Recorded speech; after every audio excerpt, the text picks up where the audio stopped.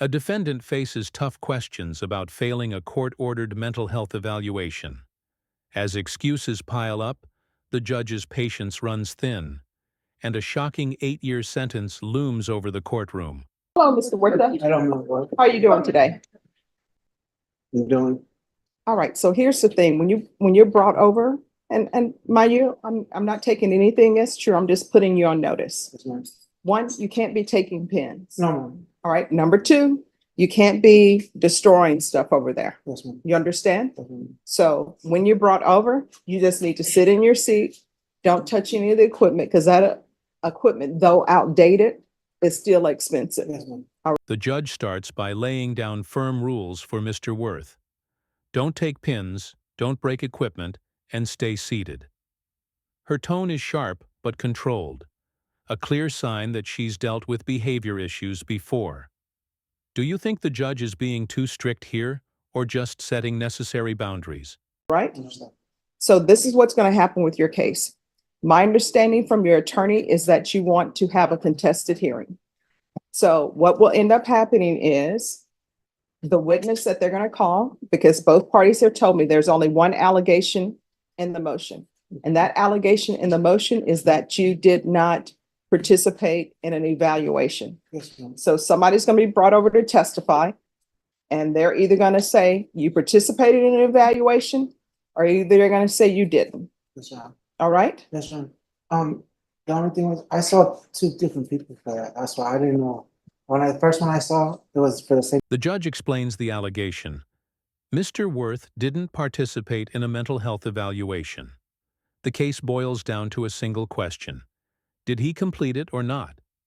Interestingly, he claims confusion, saying he saw two different people for the same test.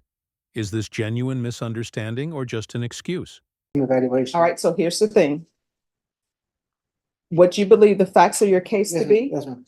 your attorney may not want you to No, I discuss them with understand. me. So what I can tell you is, according to the allegations in the motion, they are saying, and I don't take any of it as true because they'll present witnesses. They're saying that you didn't participate in the mental health initiative evaluation in custody. That's it. Yes, ma'am. That's what they're saying you didn't do. So they're going to bring in a witness, and that witness is either going to say you participated in it or you didn't. Yes, ma'am. That's where we are. So your attorney tells me that you want somebody to be brought in to testify whether you participated it or not. All right, so that's what we'll do. And that person is going to be by Zoom. It's going to be somebody, both parties have told the court, it's going to be somebody with Center for Healthcare Services. So that person who is alleged to have went to try to interview you is going to come and testify by Zoom. And either they're going to say, oh yeah, I recognize him. He participated in the interview, or either they're going to say, yeah, I recognize him and he wouldn't participate. The court clarifies what's next. A witness from the Center for Healthcare Services will testify by Zoom. They'll confirm whether the evaluation happened. The tension builds. This single testimony could make or break his case. And that is going to be Ms. Ferguson. Can we do this the week of June 17th? Is that enough time? Say, defense, are you available the week of June 17th? I'm double checking, Judge, because I have two murder trials next month.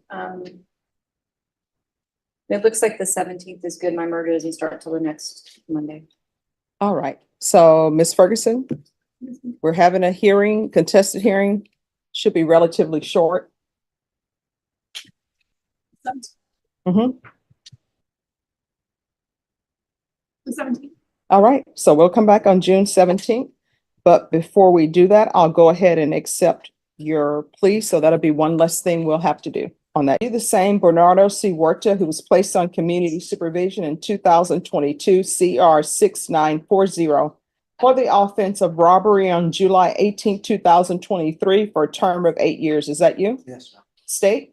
Violated condition number 39 on or about the 30th day of April 2024 in Bexar County, Texas. The defendant, Bernardo C. Huerta, did then and there fail to participate in the mental health initiative evaluation in custody and comply with all rules, regulations, and instructions as directed by the court and/or supervision officer in violation of condition number 39.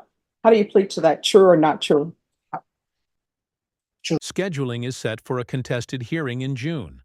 But before that, the judge accepts Mr. Worth's plea and confirms his supervision terms. The defendant admits he failed condition number 39 by skipping the evaluation. That admission alone shifts the case dramatically against him.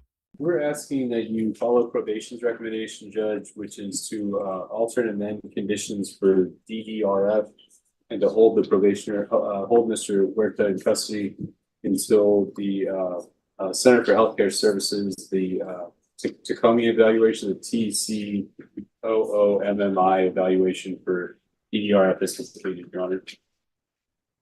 All right, defense, what are you requesting? Judge, my client has been in since January awaiting the DDRF. The wait is very, very long for DDRF. There was, yes, he's pled true to not doing the eval. He did a part of an evaluation and thought he had completed the entire thing. But he would like the opportunity to do some sort of outpatient. Our understanding is the wait for DDRF is 6 or 7 months long potentially, which means he will be sitting in jail almost a year by the time that happens. And so is there anything, may I ask him if there's anything else? Sure, but I will tell you, if you would have agreed to see them, you would have been done. Yes. And your 6 months would have been done. Can I, whenever. All right, you want to raise your right hand? Do you solemnly swear or affirm the testimony you give will be the truth and nothing but the truth, so help you God? The prosecution pushes for stricter probation conditions, while the defense argues the wait times for treatment are unfair.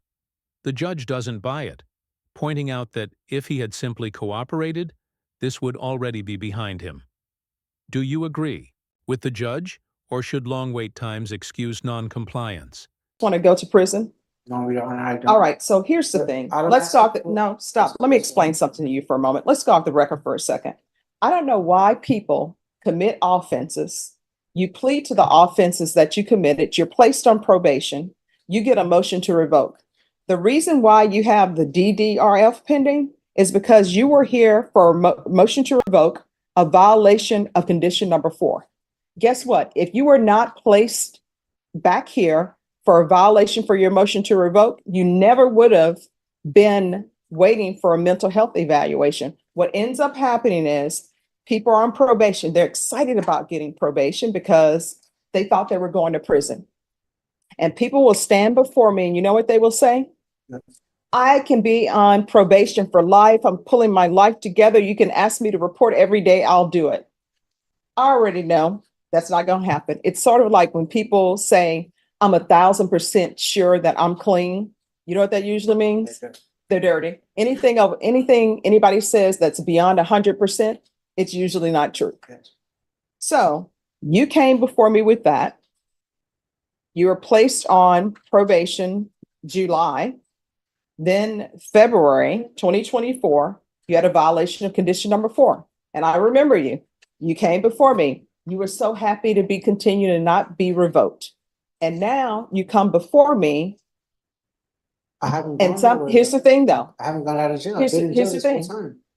Here's the thing. But the reason why you're in jail is because of your actions. Yes, Your Honor, and I understand And that. people will come before me, and let me just tell you what happens. Some people will come before me and they'll say, I don't belong to a gang. I don't do drugs. Or I pay child support. And I always ask people when they would say, I pay child support. What, you want a cookie? That's something you're supposed to do. Like, you're not supposed to be before me on motions to revoke because you're supposed to be doing what you're supposed to be doing. And whenever I give people conditions, or whenever probation recommends conditions for them, they want to write their own program. If you could write your own program, guess what? I wouldn't have a job. Defense attorneys wouldn't have a job. The state wouldn't have a job. It would be great. But you can't appear before the court and then decide that you're writing your own program and you deciding that you're not going to follow through and speak to the person. If you would have spoke to that person in April, your 6 months would have been done. You would have been either in DDRF or not. They would have transferred you. But you know what? You've been pushed back. You know why you've been pushed back? Because you did not want to do the other interview because you're like, I'm done. And I always tell people when you're on paper, and that's what this is a contract, you're on paper. Even if somebody tells you, we're coming here for an interview, and even if you've thought you've already done the interview, doesn't hurt you to go ahead and do the interview, then you can come to court and say, they came to me for an interview for a third time and I had already done the interview. Then we can discuss that. But when you don't follow through on what you're supposed to do, guess what ends up happening? Everything falls and you get placed at the end of the line, because guess what? There's somebody there who's on probation, who had to be interviewed for mental health and DDRF, and guess what? They took your spot. The judge gives a blistering lecture. Probation is not a free pass. It's a contract. She highlights how defendants often beg for probation, but then break the rules once they get it. Her frustration is palpable. This is the turning point where the courtroom mood shifts from negotiation to accountability. Yeah. I mean, I make rulings and there's a reason why these rulings are made. Right? And then you're also on, I believe you're on gang supervision as well. I'm not sure. Is he on gang supervision? Sure, sorry about that.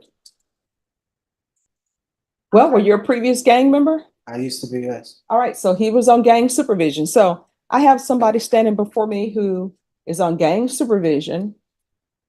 You know, you're given probation, the state recommended community supervision.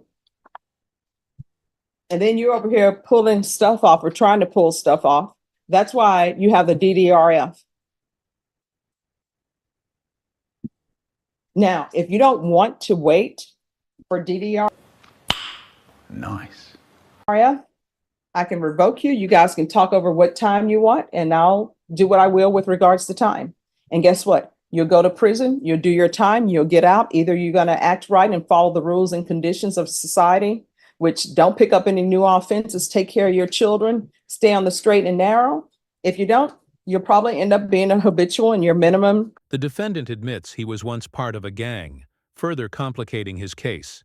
The judge bluntly warns him, either follow the rules or face prison. This moment feels like a final warning before the hammer comes down.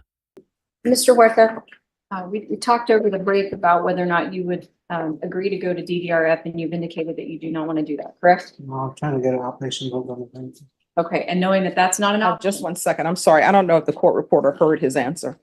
can you repeat that? I was trying to get an outpatient program. No, Okay. The last part? but if it's not possible, All right, so you're trolling off. So my understanding, and correct me if I'm wrong, your answer to the defense counsel question is you're trying to get into outpatient treatment. Is that correct? yes, ma'am. Oh, it's fine. He's just mumbling. And if you're not able to get into outpatient treatment, then what was the next thing you said? I'll figure out what happens. All right. Mr. Huerta, I explained to you the only options in front of you are DDRF, if you agree to it, or that we have a sentencing and the judge will determine how much time you receive. Do you understand that? Yes, And since outpatient is not an option, would you like to avail yourself of the opportunity to do DDRF, or do you want to be sentenced today? Even when offered another chance at treatment, the defendant hesitates and mumbles uncertainly. The judge demands clarity. It's either treatment or sentencing. His indecision speaks volumes. Does he really for want help, DDRF. or has he already Either you're given up? going to do that or you're not going to do it. So do you want to be interviewed for DDRF? Yes or no? yeah, I guess. No, it's not I guess. It's either yes or no. Yes. You can't write your own program. Here are your options. Your options are you can be interviewed for DDRF. And if they deem that you're acceptable to the program, that's where you're going to be. Or if you don't want to do that and you tell the court you don't want to do that, then I will revoke you. Those are your two options. Now, if the court were to revoke you, then the most I could sentence you to is 8 years. I'm sure your attorney will ask for something probably less than 8. 20 years just in the deferred. No, he's not on deferred. He's on regular. Is usually paid? Oh, okay. Yes. So I was on deferred also. Okay. no, he's on regular. So the most I can sentence him to is 8 years. So, and he legally, I have to give you credit for any time served that you've been in custody. So those are your options. The choices are stark: agree to treatment or face up to 8 years behind bars. The defense pleads for leniency, but the state pushes for the maximum. The weight of past crimes, like robbery with a deadly weapon, hangs heavily over the courtroom. It's a robbery judge, but it came in as an ag robbery. This was, defendant was stealing from an O'Reilly's, when the employee tried to stop him. He pulled a knife, on the plain witness in this case, judge. So, this is an inherently, scary crime, Your Honor, and so that's why we're asking for the 8 years, Your Honor. All right, defense? The client would ask that you give him the minimum of 2 years, and credit for time served. The court is going to grant the motion. The court will sentence you to 8 years in the prison. The court will give you credit for any time served. There's to be, just one moment. And there is to be a $500 fine. Time and money will run concurrent. Did you review the document entitled Trial Court Certification of Defendant's Rights to Appeal with your attorney? Did you understand it and did you sign it? Yeah. All right, you have a limited right to appeal, and that right to appeal is as it relates to the allegation in the motion, not the fact that you're on community supervision. Do you understand? Yeah. Because this is a felony conviction, you're not allowed to own or possess any weapons or ammunition. If you have a question over what a weapon or ammunition is, you'll need to speak to an attorney. Do you understand? Yes. All right, good luck to you. The judge rules firmly: 8 years in prison, with credit for time served and a $500 fine. The case closes with a final warning about his limited right to appeal. The gavel falls, sealing his fate. This hearing showed the harsh reality of probation violations. Mr. Worth's failure to complete a simple evaluation, whether through confusion or defiance, cost him dearly.